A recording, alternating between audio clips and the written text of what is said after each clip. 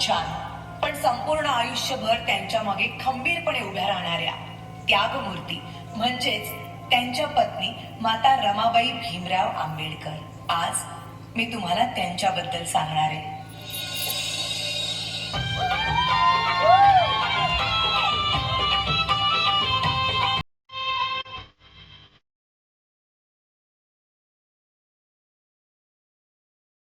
वयाच्या 7व्याच वर्षी त्यांच्या आई वडिलांचं निधन झालं आणि घराची सर्व जबाबदारी त्यांच्या अंगावर पडली.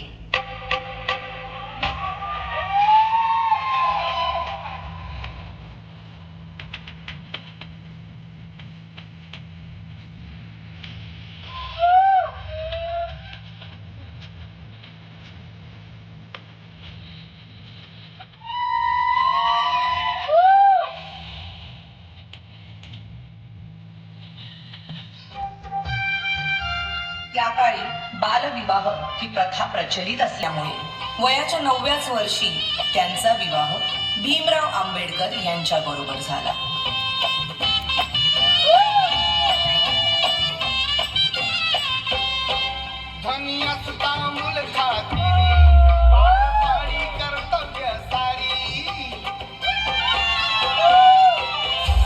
अगं, हे काय केलंस?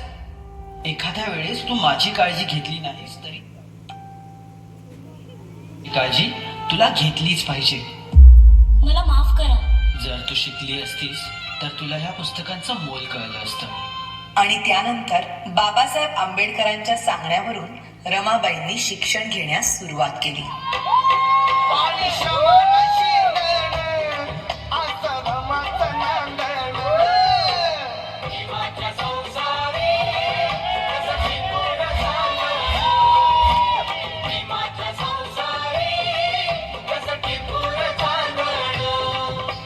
पुढच्या शिक्षणासाठी बाबासाहेब आंबेडकरांना परदेशी जावं लागलं, म्हणून रमाबाईंनी संपूर्ण घराची जबाबदारी स्वतःवर घेतली.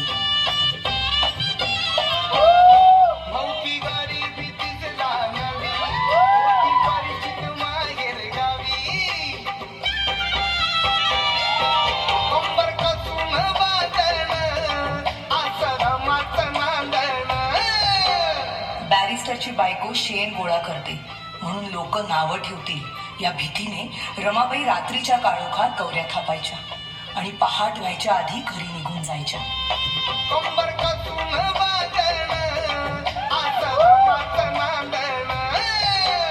पण मॅडम, रमाई केव्हा झाली?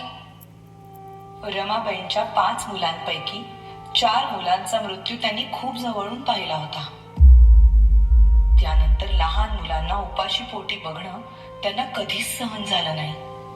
अशाच एका वेळी भुकेल्या मुलांची दशा पाहुनी बांगड्या सोन्याच्या रमाईने दिल्या काढून आणि त्या दिवसानंतर सगळी मुलं रमाबाईंना रमाई बोलू लागली.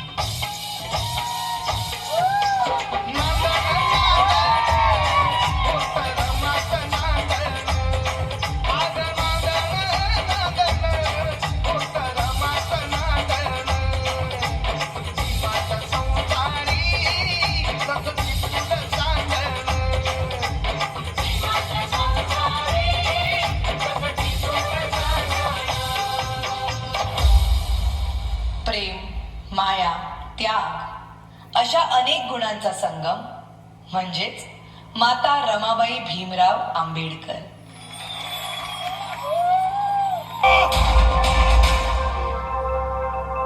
अन्याय करणाऱ्यांपेक्षा तो सहन करणारा अधिक मोठा